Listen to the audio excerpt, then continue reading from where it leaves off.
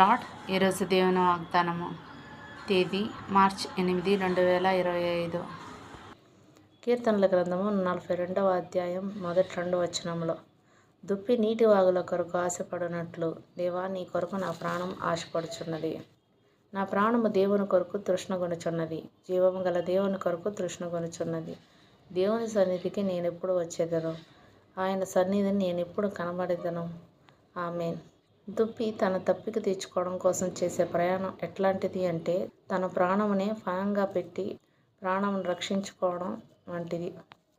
ఎండమావులే నీటి మడుగులుగా భ్రమించి ఆశతో అంతులేని వేగంతో సాగిపోతున్న దుప్పికి ఎంత దూరం ప్రయాణించినా దాని ఆశలు అడి ఆశలే.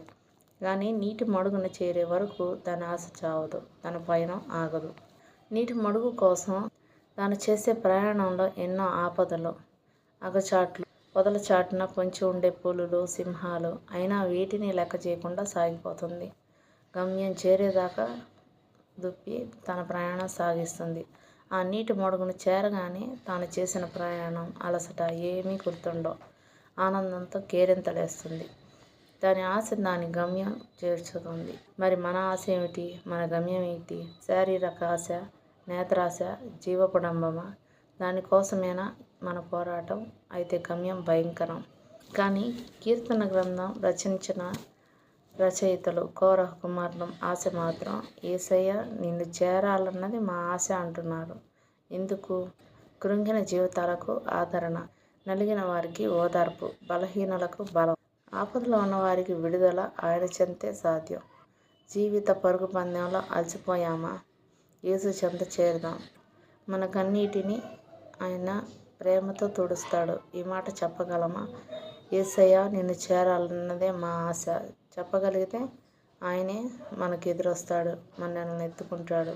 ఎప్పటి వరకు అంటే ముదిమి వచ్చే వరకు. కానీ ఆయన్ని చేరే మార్గంలో కొన్ని ఇబ్బందికర పరిస్థితులు ఉంటాయి. క్రూర మృగం అంటే సాతాను పొంచి ఉంటుంది. భయపడకుండా సాగిపోవాలి. మన తృష్ణ ఏంటి అంటే, తృష్ణ అంటే మామూలు కోరిక కాదు, కోరిక కంటే 1000 రెట్లు అధికమైంది. మన తృష్ణ సంపదలు, అధికారం, పేరు, ప్రతిష్టల కోసమేనా? కేవలం ఆయన ఇచ్చే ఆశీర్వాదాల కోసమేనా? కాదు. ఆశీర్వాదాలకు కర్త అయిన దేవుని కోసమే అయి ఉండాలి. ఆశీర్వాదాలకు కర్త మనతో ఉంటే ఇక ఆశీర్వాదాలతో పని ఏముంది? దేవుళ్ళు అని చెప్పుకునే వాళ్ళు చాలామంది ఉండొచ్చు, కానీ జీవం గల దేవుడు ఒక్కడే. ఆయన పైనే తృష్ణ కలిగి ఉండాలి. మన దాహం తీరాలంటే ఆయన చెంతే. ఆయనే ఒక సజీవ జీవజల నది అని మనం విశ్వసించాలి. అది ఎల్లప్పుడూ ప్రవహించేది అని నమ్మాలి. ఎడారిలో సైతం అది దాహార్తిని తీర్చగలిగింది ఆ జీవజల నది. దావీదు అంటున్నాడు, కీర్తనల గ్రంథం 143వ అధ్యాయం 6వ వచనంలో, ఎండిపోయిన భూమి వలె నా ప్రాణము నీ కొరకు ఆశపడుచున్నది అని. మన జీవితం ఎడారిలో మారి ఒక్క నీటి బొట్టు కనిపించని స్థితిలో ఎండిపోయిన భూమి వలె మనం ఉంటే, ఆయన ఎడారిలో ఒక నదిలా ప్రత్యక్షమవుతాడు. ఎండిన భూమి వంటి మన జీవితానికి నీరు కట్టి బలవంతం చేస్తాడు. ఎప్పుడు అంటే ఆయన కొరకు మన తృష్ణ కలిగి ఉన్నప్పుడు. దేవుని సన్నిధికి ఎప్పుడు వెళ్ళాలా అని వారి ప్రాణం తహతహలాడుతుందట. కానీ మనం అంటాము, దేవుడు ఇంట్లో లేడా అని.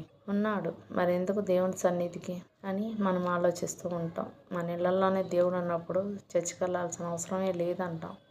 కానీ అక్కడ దేవుడు ఉన్నాడు. దేవుని బిడ్డల సహవాసం ఉంటుంది కాబట్టి నీవు ఒక్కడివే మండితే కొంత సమయానికి ఆరిపోతావు. అదే సహవాసంలో ఉంటే ఒకవేళ నీవు ఆరిపోతున్నా నీ పక్కన ఉన్నవాళ్ళు కట్టెలు అన్నమాట, అంటే విశ్వాసులు నిన్ను మండిస్తాయి. తిరిగి మండడం ప్రారంభిస్తావు. దేవునిని కానీ దేవుని సన్నిధిని కానీ నిర్లక్ష్యం చేస్తున్నామంటే అగ్నితో ఆటలాడుతున్నట్టే. అది మనకి క్షేమం కాదు. సరి చేసుకుందాం. జీవజల బుగ్గ అయిన యేసయ్య కొరకు తృష్ణ కలిగి ఉందాం. ఈ వాగ్దానాన్ని స్వతంత్రించుకుందాం. ఆమేన్. దేవుడు తన పరిశుద్ధ వాక్యాన్ని మనం వినికిడి అందు దీవించును గాక. ఆమేన్.